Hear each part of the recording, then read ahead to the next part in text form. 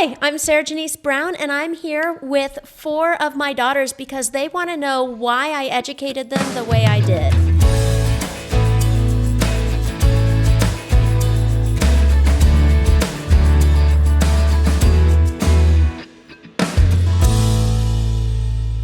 So this is my daughter, Rachel. Hello, my name's Rachel Charity Brown, and my passion is painting. I'm Laura, and my passion is I love making videos and vlogging and traveling and animals, making comics and animals and comics. She's getting into art.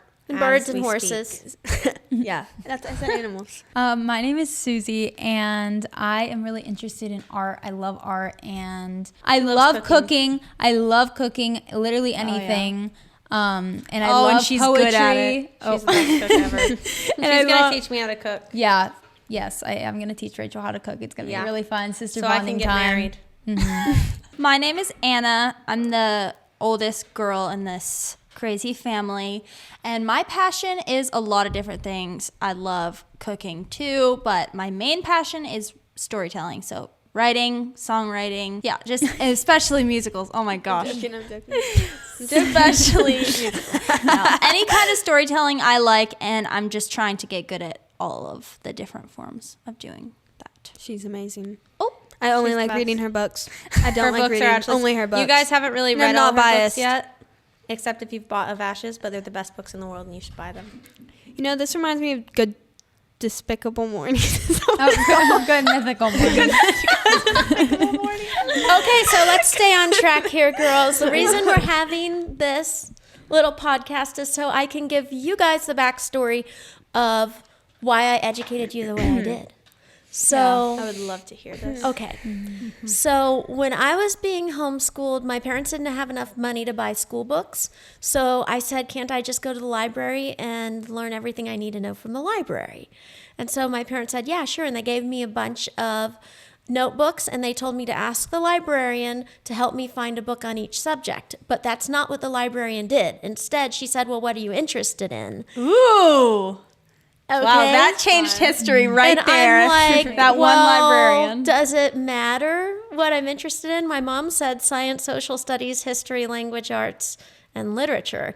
And she said, oh, you just show me what you're interested in, because all those things involve every topic. I just got chills. Wow. And so she took me to the oversized book section of the library, and she said, there's a little bit of everything here. Dig through these books, and then let me know what you're interested in, and I'll tell you what subject it qualifies as. Changed my life. No one had ever asked me what I was interested in So what were before. you interested in?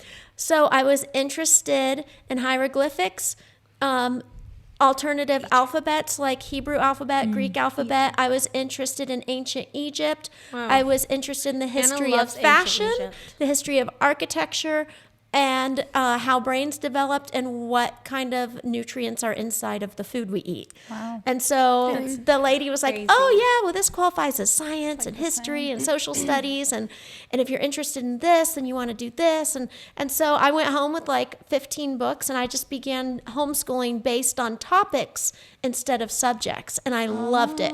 Woke up every day excited to learn. So as I learned about fashion, I wanted to learn how to sew so I could make my own clothes. So my parents taught me how to use a sewing machine. I learned how to use a sewing machine, and I started making my own clothes. As I was learning about architecture, I wanted to build my own cabin. So my dad said, if you want to build a cabin, you have to make money. So you have to start a business so you can build a cabin. So I started a business, made money, built a cabin. Then I said I wanted to live like the 1800s, so I only allowed things in my cabin that existed back then. You built a cabin? Yeah, I built a An cabin. actual cabin? I did. Not know Me and that. my dad built a cabin. He said that's the best way to learn math is by having a business, making money, and then building a cabin. So I built That's a cabin in the woods when I was 14. And you learn the math that you actually need in life. Right. I could never build And a cabin. so what happened was the librarian inspired me to study topics instead of subjects and learn the subjects through the topics. And then as I was studying the topics that were exciting to me, I decided I wanted to do projects based on those topics. And everybody else was doing really boring stuff like workbooks and textbooks. And I was building cottages. I was designing dresses. I was sewing dresses. I was living like the 1900s. And everybody was pretty jealous because my life was so fun because my school was all these projects. At the time, there was no one else homeschooling. It wasn't even heard of where I lived. People thought it was crazy Seriously? and amazing. And so also I was making a lot of money for a kid. I made like $1,400 that first summer selling my homemade jewelry. And then I built my cabin. My dad had me use my own money to build my cabin. Wow. And so I thought, I'm definitely going to raise my kids like this. And I want to create an education based on what they love and what they're passionate about, and learn math and spelling and science through projects and through research. And so my quest as I started having kids was to discover what you were good at, what you liked, and then invest in those things. So like when Susie was little, she was fascinated by plants. Like we would take walks. Still. She'd be like 3 years old and she's like, what's that plant? What's that plant? What's that plant? I didn't know that. Esther was fascinated by reptiles. She was just crazy about reptiles. Oh, we got to get Esther on this podcast. Oh, yeah. Yeah. So Rachel loved telling people what to do, and she was the fourth child, but she was super bossy, so I knew I had a leader on my hands. Anna was always doing art and science projects, like mixing Cheerios with red paint and then smearing them all over the wall. And then Laura, from the time she was little, she was passionate about birds, and everything was birds all the time, so I bought her all the books that I could find about birds and eventually helped her get birds. And so it didn't matter to me what subject each child was excited about, because I knew that as they go deep into learning about that topic, they're going to learn math, science, history, and reading and things eventually, and all of the things that they would learn would be relevant to what they're passionate about. Wow. And I believe that they were going to build their life on their passion and on their calling. And so if they go deeper and deeper and deeper into their passion, they would start learning on a much higher level. And that was the idea. Like with Laura, she started reading little kid books about birds, and then she started reading adult books about birds, and then she began asking me for college textbooks about birds and animals when she was like 11, because the deeper you go into one topic, the higher the level of learning will be to satisfy your appetite for learning, because pretty soon you don't want to read little kid books anymore. You want to read adult books and higher level learning. And so everything that Laura was learning by digging into birds in those college level textbooks was teaching her a bigger vocabulary and helping her to learn on a deeper level. So I have like one kid that studied nothing but horses for like 10 years. And then she started studying dogs, business, and manufacturing. Then I had one kid who wanted to be a chef, and then he wanted to be a voice actor, then he wanted to be a filmmaker, then he wanted to be a podcast designer, then he wanted to be a music producer, and then he wanted to be a dancer, and he wanted to be an ice skater, and he kept switching. And now he's just an awesome young man who does everything. And he's recording this podcast and producing it. What's up? Applause for Isaac. So, I remember though, as I went into homeschooling, I was really excited about creating a custom homeschooling experience for every kid based on all of your passions and talents. And then everybody started telling me that wasn't enough. And people just began saying, well, your kid is really good at art, but she doesn't know how to read. And people began to really challenge how I was homeschooling my kids, because I had these super happy kids doing amazing projects who were going deep into studying the things they loved, but we weren't really worrying about the academics, except with my first kid who loved academics, except math, but he loved everything else. He made me think I was a good homeschool mom, and then Anna came along.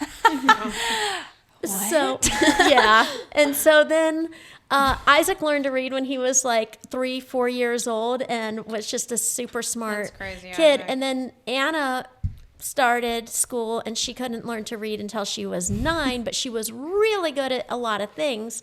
But what I realized was Anna was an artist, and I was going to let her major in art, and she would catch up with reading in time. So I began to really get serious about creating a custom curriculum for each of my kids, and I had all these ideas, but it was so time consuming, and I would work so hard to like put together all these different ideas and plans for the kids and all these notebooks and buy all these workbooks and everything. And then within 2 or 3 weeks, they would lose all their stuff and everything was super disorganized.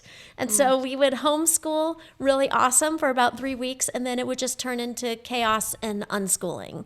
And they loved that. And I think they would like destroy all their homeschooling materials on purpose so they could get back to No, unschooling. Mom, we didn't. They would take it outside and leave it on the roof of a shed or something.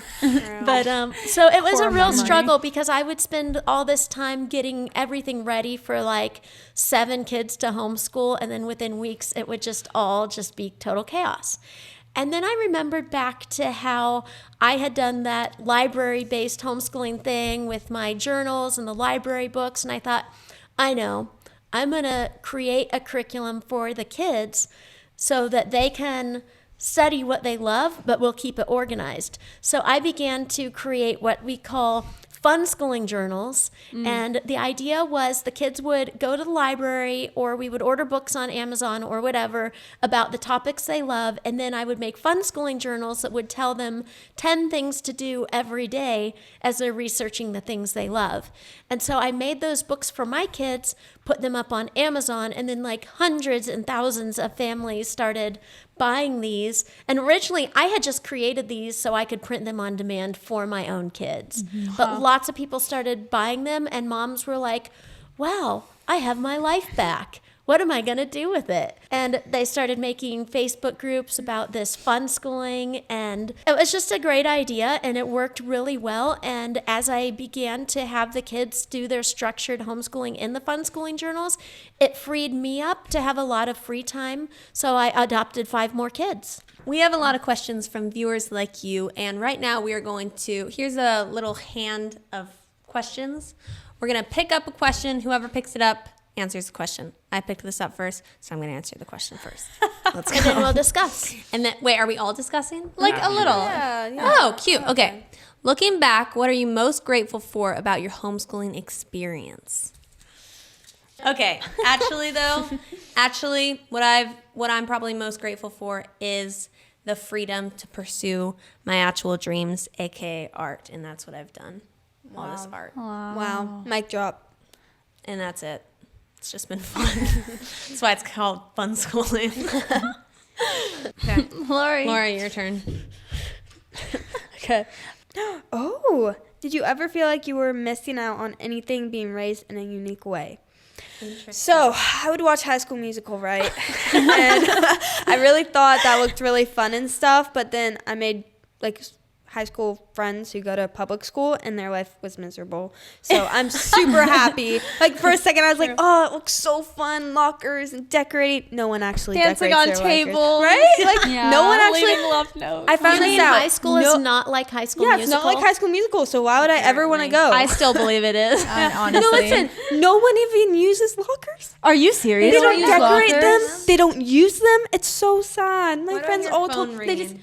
But literally, That's actually a great question. people are always like, "Oh, like how do you make friends? Are you always lonely?" I would never want to be homeschooled because I'm lonely. But like, one, I have like a million sisters, which are all like my best friends, and like going to youth groups and just socializing and stuff. It's really not that hard. And just Like, you meeting don't have people to- literally out in public. The thing is, in Someone else school, would walk up to them. Yeah, like meeting literally. people out in public is a skill you need to grow outside of school. Yeah. Because imagine you get out of high school and then you have no friends because you never learned how to make it's friends so funny. outside of high Our school. friends That's are so like, true. they're like, And that's actually a fact. Because I feel so like that's how many people are. just don't have friends when they're adults. no, it's true. Yeah, they depend on the school system to create relationships for them. And then once they get out of school, they don't know what to do because they've never had to make friends outside of an institution. Did you have any mentors or role models who influenced your homeschooling journey? Wow. Well, okay, so a big influence for me was Sir Ken Robinson. He did a TED Talk, and he told the story of a little girl who was doing really poorly in school, and they thought there was something wrong with her. And so the mom took her to a doctor to evaluate her, and the doctor evaluated the little girl, and they went in the other room, and he turned on the radio, and they went into the other room where you had a one-way glass, and he said, "Let's just go watch her." And Chills so the already dad, happening. the mom and the doctor sat and watched the little girl, and as the radio played, she got up and she just began dancing. And the doctor said to the mom, There's nothing wrong with your child. She's a dancer. Send her to dance school. Tears in my eyes. And Crying that- and chills. So that story made me really understand Anna because she was doing terrible with all the academic learning that we were trying to do. And then I'm like, she's an artist. I'll take her to the art store. And don't forget that's what I did. that girl Yeah. became one of the most famous Broadway dance she was a producers choreographer of or Cats and a bunch of serious? other Yeah, Broadway she shows. did Cats. She did like all that Dang. stuff. Yeah, Yeah. like a lot of Chills. stuff. Yeah, Yeah. and so I realized stop trying to fit my kids into a box and recognize who they are and allow them to flourish in that. And so I read a whole bunch of books by Ken Robinson that really inspired me about allowing school to be a creative experience. Wow. And remember that one quote that's like, if you ask a fish to climb a tree, it'll live its whole life thinking it's stupid. Or something. Yeah. Isn't that? Wait, that's actually Yeah, crazy. something like that. It's something like that, but it gave me Fish is chills. within the heart. I need to Because stop. because of course a fish can't climb a tree. Oh, that's so good. If you judge a fish by its ability to climb a tree, it will live its whole life thinking it's stupid, but it actually will die from not having water. What gets deeper? So Chills. much deeper. But- Wow. Like your soul dies when you don't do We dive. Fun school. what you love and fun schooling. So. But if you have a fish and a squirrel who can climb the tree, have a swimming contest. Wow. Who's going to Yeah. win the race? yeah. Wow. Susie, there you go. All right. It just keeps getting deeper and deeper. Your turn. I'm so excited for Susie. So nervous. How did fun schooling accommodate your individual learning style? So actually, it did a lot because the way we always grew up doing school was like we would have our journals and you would just like fill out different things like in a creative way. But I really use that now to learn for art by setting up myself like different individual tasks to do that'll help me grow in that area. So like, let me think. She does this every single Yeah, day. literally Yeah, every she's so day. inspiring, Tell actually. about the little copywork thing you do. Okay, so what I do with art right now, this little like thing, I'll have a picture of a reference and I'll look at it and just like evaluate it, try and get what I can.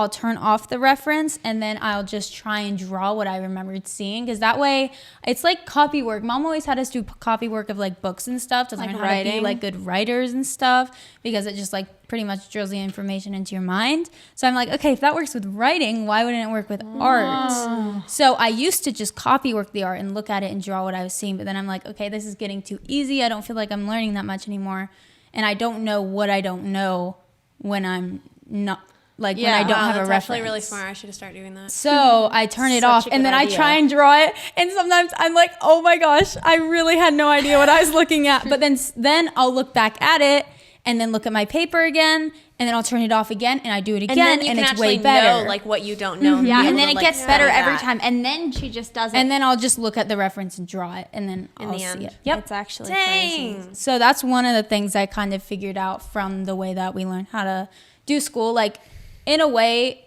learning how to teach ourselves, like learning how to teach myself to do art is really important, because like it's like I don't want to have to go to art school. Yeah. That's a lot of money, but I can learn all the things because it's legit all on YouTube. Yeah, I you just don't have have to to know go. how to YouTube apply is a it and how to lifesaver. use it in a way that actually grows. Wow. That's so good, Ashley. Dang. Copy work is a big part of our life. That's probably so one of the true. biggest things we've taken away from fun schooling is the copy work thing, and doing that with multiple, Right. multiple things. So And like- in every fun schooling book, there's usually a copy work page every day that says copy a paragraph out of your favorite book that you were reading today. yeah, exactly. And the copy work that Mom had us do when we were young, I will always think back to those poems because it's so drilled into my head because I had to copy it a bunch of times. And so now I just find I get my favorite books and I do copy work by myself, like That's as much as crazy. I can. And it's helped me a lot. Dang. So anyway, here we go. I'm so scared. What is your favorite memory from your childhood? Oh, I wish I got that. Aw, You can answer it too. I want to answer it too. Okay, well, this isn't really it's my young teens. I was like 13 or 14. But one of my favorite, and maybe this isn't exactly a memory, but it's like a whole time. We went to Croatia when I was like 14. We were living in Croatia on this tiny island called Caprihe, which has no cars, and you just like walk everywhere. There's like these 10 old guys just sitting on a bench every day, a few people you see here and there. And we just randomly lived there for a summer. I still don't really know why. But Because we evacuated a war in Ukraine and had nowhere else to go. Oh, yeah. And it was cheap. Dang. Yeah, I guess so. I guess that's a good reason why we lived I guess there. that was a pretty good reason. But anyway, it was so great because we kind of, I don't know if we were doing much school then because it was summer, but at that time, I decided that I wanted to start making money because I wanted to buy stuff from the little shop. And so I decided I was going to make a muffin business because a lot of tourists came to visit there, and they would be in their yachts and their boats and stuff out on the dock. And so I would get up every morning and I would get up at like 5 a.m. and I would make hundreds of muffins. And then we would all walk down to the big yachts and we'd be like, do you want to buy muffins? And I made a lot of money until I got shut down. Shut down by the government. Shut down by the government. But it lasted a few months, and it was I like the remember best that. time ever. I helped you with it all, but I don't Yeah. remember getting any of the proceeds of the money. So I'm wondering if you I can only pay me remember back. you not letting me eat. No, I remember like as soon as she'd leave the kitchen, just rushing in to grab a muffin. It was so fun. They were good too. They like, were so good. Still, like I'm please. smelling them right now. I know. The peach That was so ones, much the fun. peach cinnamon ones. Oh my That's gosh. it. That was what was just in my mind. That like awakened Nothing something. like in it. me. That's so funny. Please make Memory. those. One of my favorite memories from my childhood is when I used to be a figure skater when I was little, and then one winter all the streets froze with ice, so I got to ice skate wherever I wanted on the streets, and it was the best experience ever. It's my best memory, 100%. Right now, Really? forever. Okay, I think one of my best memories is I don't know, were we in Austria or something? I don't know what country we were in. But we were in this random horse riding place, and there was this huge field, and the normal instructor wasn't there, and he did not know like what to do. So he just expected we knew what to do. He put us on the horses. And just said bye. Yeah, and we said went bye. to a field. Huge field. There's like pits and everything, and our horses went gallop. Our when horses I say didn't listen to my us, and horse, they I was took like off. 7 years old. I'm on the horse in the front. I couldn't stop it, and we were literally jumping over pits. I've never been that fast on a horse since, or maybe it just felt so fast. No, But it was so the fast. best time of my life, and that Oh, was just like a God. core That's memory. my best memory too. I need to write that down. Mom, what's your best memory? My parents always had dogs and cats that were constantly having puppies and kittens. What's better than that? Just True. always the puppies and the kittens being True. born. It was the That's most so exciting thing from childhood. Wow. Okay, so I'd say I can't think of like a single best memory, but one I really love is when we lived in Hawaii. I always been someone who loves like collecting things like sea glass and shells and like all that kind of stuff. So I don't know if it was mom who told me to have this idea or we just decided to, but there's like a little, what do you call it? Craft show, Art walk. like an art walk, yeah. Every And- Tuesday night. Yeah, every Tuesday or every other Tuesday or something.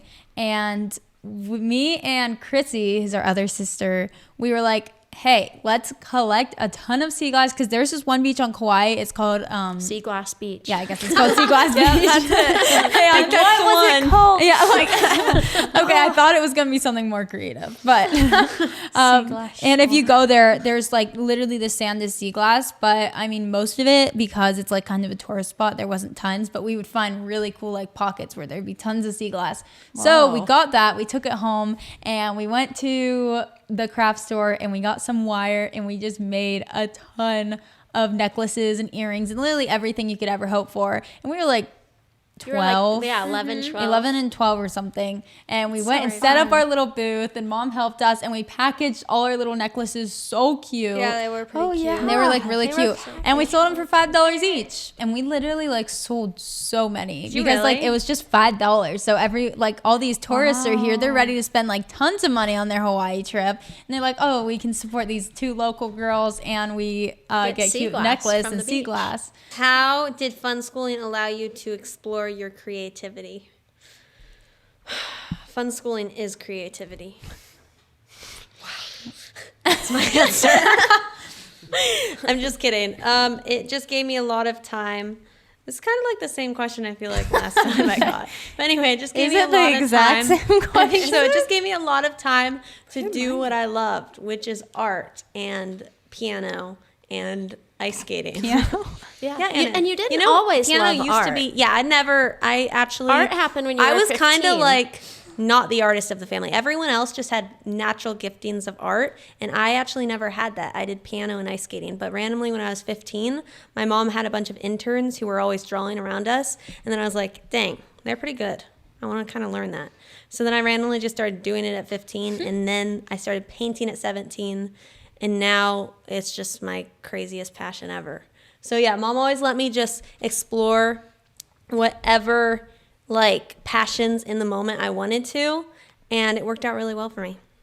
And now I am creative in painting ways. How did homeschooling impact your relationship with your siblings? So, homeschooling, We love each other. Yeah. Okay. Most like families and like my friends and stuff, they like don't like their sisters. They don't spend time with their sisters. They all have their separate lives. But I think like if you're all homeschooling and all like living in the house together, you just kind of have to be friends. Like we don't really argue or anything like ever. Yeah. Very well, very we do rarely. sometimes. But we figure it out. And I would say the homeschooling We don't hold part, grudges. Like Yeah, when yeah. when we have a fight about something, we don't like awkwardness, so we we just throw hash it down out. on the Just table and we talk say, about it. "Hey, we didn't like this," and we just And then talk we it get out, it and then out. it's And done. then here's and the thing. Watch a Over. show together or something. And We're I all think how friends again. homeschooling has impacted our relationship is because we all have our different passions and stuff, but we all really, what's we the all word? do it together. No, but there's an awesome Right? word for it. Oh. Collaborate. Exactly. Collaborate. We all collaborate Yeah. together, and it makes us so much closer. Yeah. So It's true because you'll do projects together where you do the art and you do the music and and you have to just do the drama go through so much. and you do the research and you all work together and do these we'll crazy and it makes us really projects. close. We'll just like all plan or actually we don't plan. We just do it. We'll like go to the coffee shop all together or we'll hang out in here and we'll just do our work together. Just together. And Yeah. we'll just talk and it's And just have a and great we would time. never be able to do that if we were in school and all separated by our ages and stuff. Yeah, that is It's true. so sad. classes and all Yeah. that. Eek. And It's we so wouldn't even sad. have time to work on the things that we're interested in. Probably not be happy. That is a other big things. problem with a lot of your friends is they never have time to do the things that they want to do and they Yeah. feel like their life is going to begin after college. Yeah. Your life doesn't have to begin after college. You can No. start right now. But then it's such a disappointment fun because after schooling. college, then you no longer have built-in friends and you're out on your own and you have And a you job. don't have built-in place to live and money. yeah. True. All right, next. You can go ahead and take it. Let me do that one. This one? You get this one. No, I want the little one. I want the Susie, little but one. I like that question. What is it? Wait, let us just all I'll answer it. take this one, but I'm a little scared because people keep putting it back. No, it's good. Okay. I just wanted to answer that one. Okay, how did fun schooling allow you to pursue your passions in a way traditional homeschooling or public school might not have? I mean, obviously, fun schooling is fully like surrounded by your passions. Like everything in it is based off of what you like want to learn and then things that you need to learn to understand that. Obviously, it really opens up the door to make the most time for it because that's really important. It makes it about the biggest thing in your life. When if you're in public school and your passion is art, great, you have like one art class where you have to do exactly what the teacher says. It's like, oh, you'll do a little art thing. Yeah, that won't even and teach time is how anything. you get good at something. Yeah, you and need giving like, your time to to that. be a master at something, you need to spend 10,000 hours doing it, and you're not going to do that through high school and college because you're spending so many hours learning so many things that are so pointless. And you know what you spent your 10,000 hours on? Scrolling. You're a master at that now. So I'd say or just like all separate all separate You're things. just like a little bit good at 100 different things. instead of a master at one thing. Yeah, why be the jack of all traits when you can be the king of one? Exactly. And why would you start pursuing that passion of yours after high school and college? You can just do it now and get way closer to the end of the after hours high to school becoming and a master. college, then you have to support yourself. So one thing and when maybe you're a a family. kid, when you're a kid, if you have thousands of hours to develop your skills, you don't have the responsibility of having to pay the bills. You can focus on skills, not bills. So one thing I have noticed about my friends that are in public school and are wanting to go to college, They watch this video. They so offended. No, not even kidding. like just people I talk to and like talk to them about their dreams. Like they have this big dream of something they want to be, and it's like they don't do the research while they're in high school because they think they're just going to learn it all in college. And it's like, Wow. I always am like, okay, so you want to be a dermatologist. Do you research? Like, I think that's so cool, but like, what have you learned? Like, what can you teach me? I want to know how to like make my skin better. And they're like, oh, actually, I don't really know anything about it. And I'm like, great. Like, I'm glad you have that dream, but it's like you have the internet to like look at any of the stuff right now, but it's like, YouTube. Yeah. you don't. And That's it's like actually you a great could, and you could be point. so ahead of everyone in your college or wherever you're going if Yeah, you and just even look know into it if you actually do a before. lot of research, you'll even know if like the college is actually teaching you facts. Yeah, it's true. Like they could be teaching you some crazy stuff, but if you actually already know, Yeah. don't go to college. And see, that's an example of critical thinking. You guys skipped the critical thinking question, but you just said if you do your own research, then when you're in college and they're teaching you, you can compare what they're teaching you to your own research, and then you can question what you're being taught. And that's critical thinking. Who knew I was a critical thinker? Oh. I'm so excited for this question. Okay. I didn't really see this. I just saw one word that excited me, which was the word self-discipline. Good thing I'm not answering the question. I'm just Okay. kidding. What role did self-discipline play in your homeschooling experience? Well, okay. So back in the day when I was being more homeschooled by mom, which was probably up until the age of like What, like 14? 14 or 15, and then you more were just like being this like omniscient director, or whatever. So after that, after you kind of stepped away, To have my 8th kid to or have something. like your billionth kid, I think I kind of didn't go too much into fun schooling myself. It was probably like a couple years later when I got a new interest that I really decided I wanted to get good at something, and that was music, because I heard the musical Hamilton and I decided I wanted to be a songwriter, real songwriter. So as you might have heard, I had dyslexia when I was younger, and that's kind of what first inspired us to make some books and stuff. But I never thought that I'd be a writer in any way. But when I heard that musical, I decided I wanted to be a writer. So I decided I was going to get really good at writing. And the way I knew how to do that was by copywork. So first thing I did is I just listened to Hamilton about 5 million times. Literally 5 million for times. like probably 4 months. Me and Rachel would just On sit repeat. in our room and draw and just listen to Hamilton. On Till literally repeat. every lyric was good. like engraved into our You know brain. every lyric. And so then at that point, I think I did some copy work too, but a lot of that was just memorizing it. And then I was like, okay, so now I know how to make a musical. And so I started writing musicals, and I've written and produced a few. Go check it out. His Story, the musical, Or Of Ashes. Ashes. The musical, Dreamers. Dreamers, the musical. Yeah. So check This is those a out. painting for Of But Ashes I anyway, the question One of was the about musicals. self-discipline. And after I started getting into writing, I have always just had this kind of drive to just want to be better and better.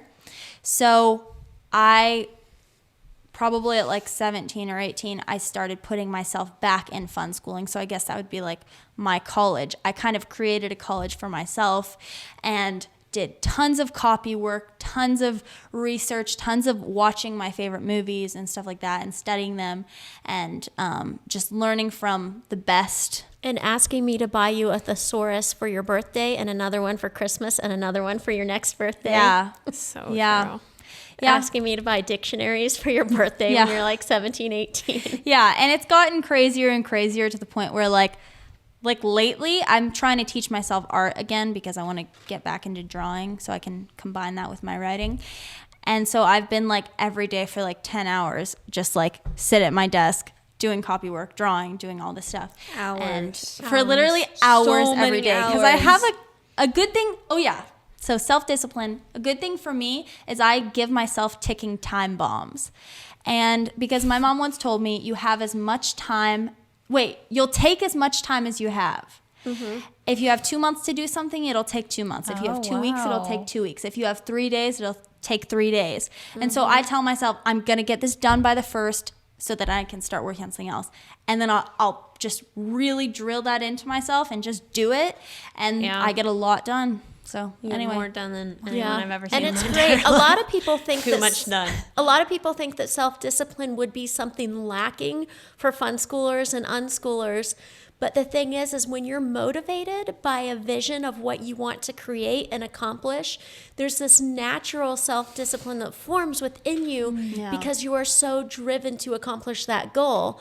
And so I've noticed it's like a kid with ADHD who can't focus on anything, you give them a 2,000-piece Lego set, and all of a sudden they're focused for like 5 hours straight on building this awesome Lego set. Yeah. And but when someone is focused on accomplishing something that they're really passionate about, the self-discipline does rise up within them to accomplish that goal. Dang, that's so good. Yeah.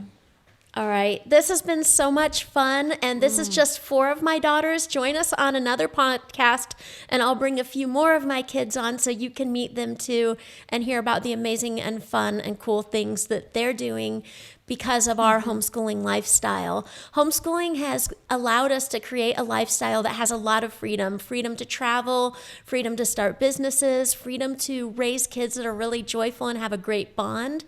If you'd like to learn more about what's up with the Browns, go ahead and look for the link in the description. You can join our newsletter. You can visit the funschooling.com website. Our family has collaborated to create a bunch of books about the things my kids are passionate about, because chances are your kids might be passionate about some of the same things. So check those links in the description, visit funschooling.com, and join us for the next show. Awesome. Thank you.